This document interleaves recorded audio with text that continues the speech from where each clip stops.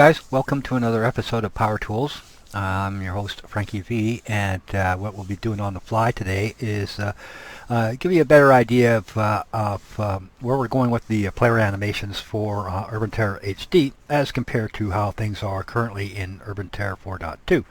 Now, conceptually, what we hope to achieve is a parallel between moving from 4.2 into HD as far as the first distributed iteration goes. So as far as thinking about animations being improved as to being state of the art, it's going to be more improving what we have now, but making it better, so to speak. So based on a fair amount of feedback that we have been getting through our message boards, and which is what I'm in agreement with, is there's at this point, at this stage, there's no real need for anything fancy, but what we have now certainly needs a heck of a lot more improvement, just based on a lot of the fundamental requirements of what an animation system should do.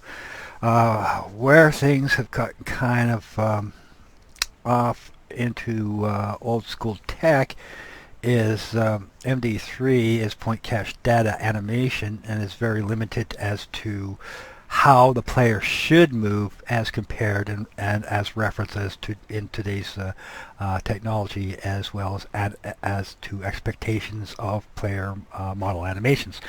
In other words, the animations should be so good that they would be ignored in most cases, rather than standing out as being something that is obvious, an obvious flaw. And and what causes that kind of difference between old tech and new tech is the well, for one thing, the animations don't sync with one another, at any given point in time. MD3 animation is three separate models: head, torso, and legs. At any time, either part can be going in a different direction. So you can have a player running to the left while shooting to the right, and they look like they're kind of broken in half, rather than being properly weighted into any given direction. Also, directions changes can create a visible pop in the direction. So this can be seen as I think the phrase that's used a lot is warping. So moving from a standing position to a crouch position, it has to go from one point to the other based on whatever current cycle it happens to be in. And unfortunately, if that cycle doesn't match up from where it was into where it's going, that's where most of the complaints are probably rooted in, as seen as being not as it should be in the way of expectations. So I did put up a couple of videos that kind of demonstrated where things are at without being able to do a voiceover.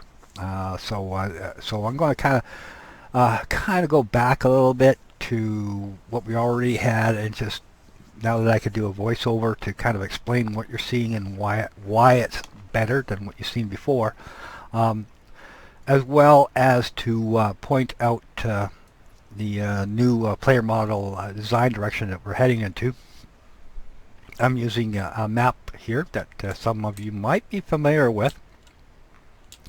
And if you know what it is, by all means, make a comment. And this is the basic example map, and it was pretty quick to just kind of move this map over into it to give it a better sense of what our environment will look like in relationship to the player models running around it. So I've got to hit the play button here, which will then light up the scene with one of our current models that we are working on. This is Yasmin. She does not have her full bling. She needs a little bit more work in the way of skinning and so forth.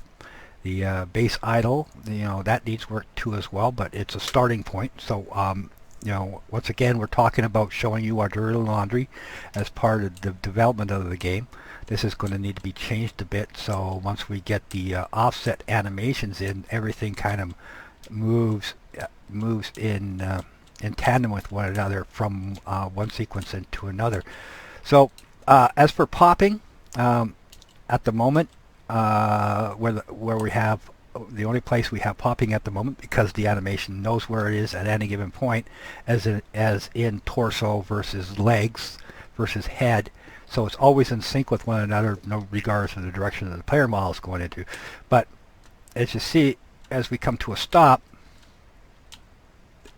there is a tendency to kind of pop into it, which if you look at the head, creates that warping effect that is not really desirable. We're moving from a pretty big distance in a single frame. So that's the kind of things that we're looking at avoiding, which is an inherent problem with MD3 based animation. So it's very difficult to get like a running animation, for example. Here we are running.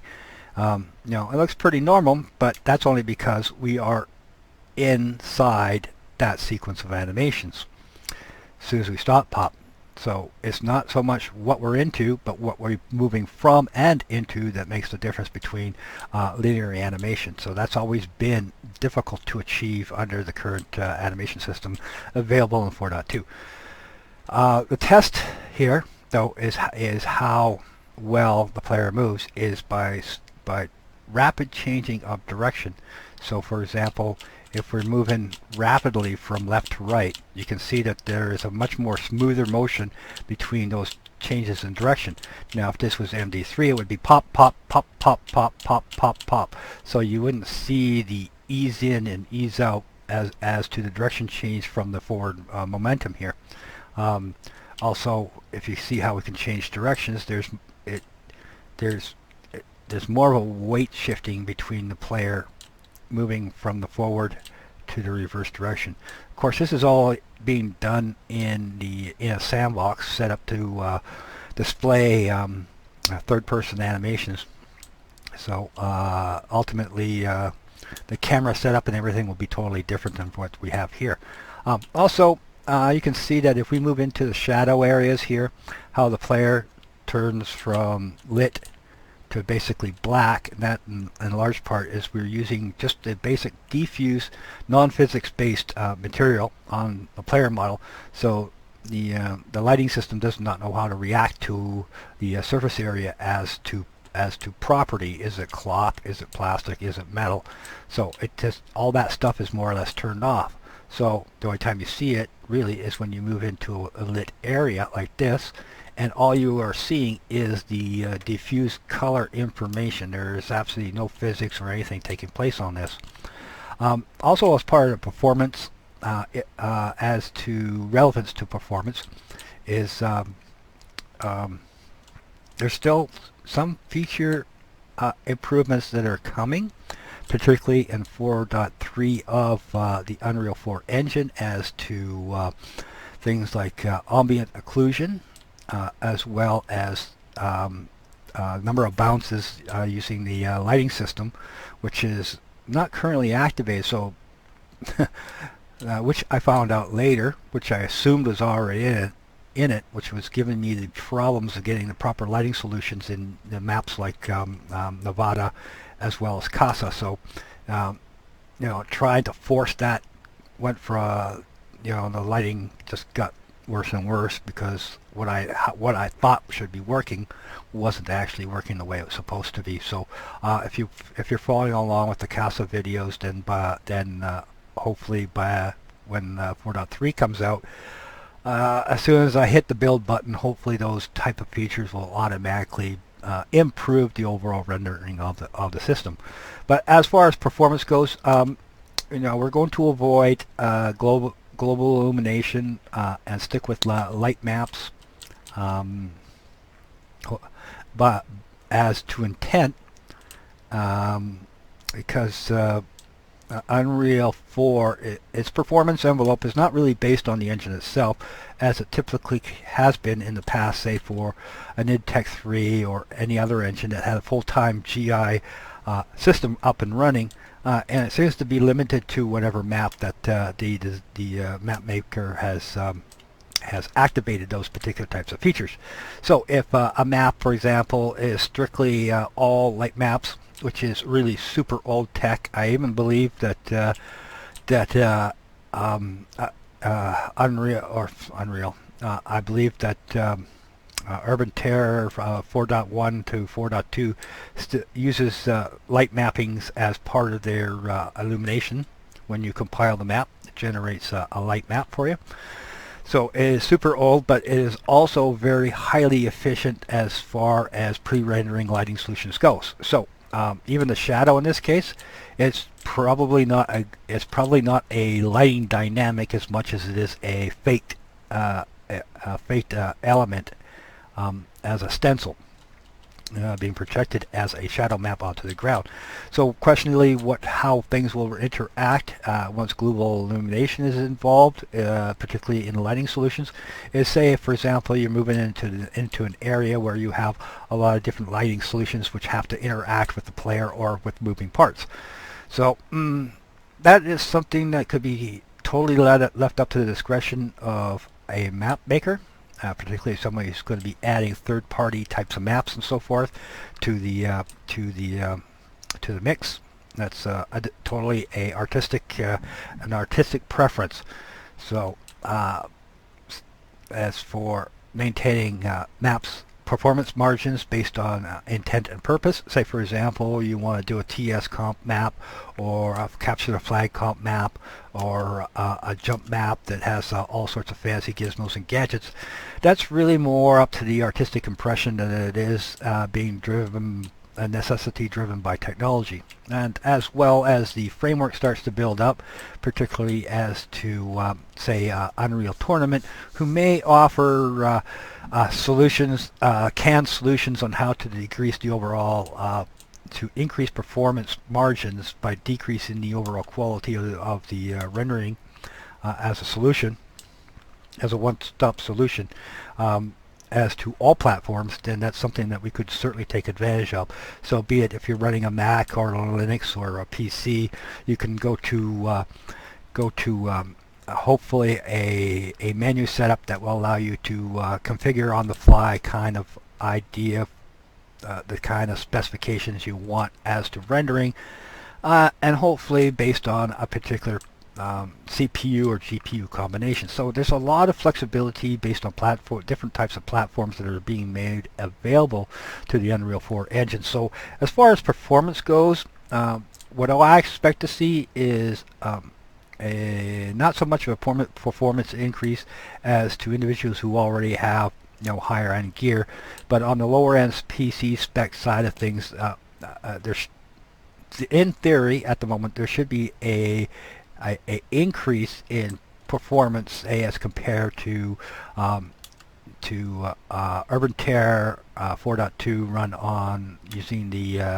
ep3 engine. So this is what they're focusing on, and more than a few occasions I've seen guys with PCs go, or not PCs, with laptops for example, going into the forums saying I have this CPU GPU combination and I'm getting like 5 frames per second, and then the next update those frame rate problems have been solved based on that type of feedback. So even if we did at some point we get Urban Terror HD out and there are performance issues, these are fundamentally things that have to be corrected on the engine side of things, which means it's a complaint to write up a ticket with Epic as to the particular types of specifications that are causing those types of performance losses.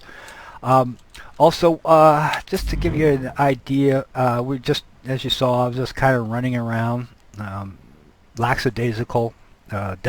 These are really basic types of animation until we start tying in things like offsets, as well as what's called a blend space, which adds to the animation based on whatever event is occurring. So for example, here's a blend space for an 8-way aim. So if you can imagine a player running at the same time they're looking around and aiming, this is the kind of action that you'll get. Obviously we need to kind of correct the base posture, because just kind of looking at this as it is, it looks a bit painful. It doesn't, it looks too staticky and it doesn't look really natural. So by putting in So by starting with a base, we can start building offset poses and animations that will correct this. So for example, is the player aiming? Is the player not aiming? Is just as valuable. So this will allow, so this kind of setup here, we can quickly and easily add these types of additions on the fly kind of thing. So if the complaint comes in on a Sunday, it can be put out as an iteration on a Monday and quickly updated based on these types of observations. So there's no need to wait 4 or 5 months for something that should be a relatively simple and easy fix. We're also using the same rig setup. This is the high base static or high base or high poly base skeletal mesh that we are attaching our sock design to. This is the base mail that BK was working on until I got it back. That has the the stock geometry that has been weeded down so we can apply this to our high resolution mesh, and it moves basically the same way based on the same skeletal mesh. And then we have, of course, our first ever Arbiter based model, which does the same on the same base skeletal mesh. As you can see, there's some geometry or some weighting that still needs to be done as she moves around, but once everything starts coming together, it should all move smoothly in this kind of action without popping into and being a distraction that is normally associated with 4.2 MD3 based ATEX 3 based animation systems. Okay, so I hope that was informative. I'd like to keep these down. I mean, there's a lot more to cover, a lot more to come. But as I feel on impulse something is of relevance as to an update, I'll certainly keep adding those on for those who are interested in this kind of stuff.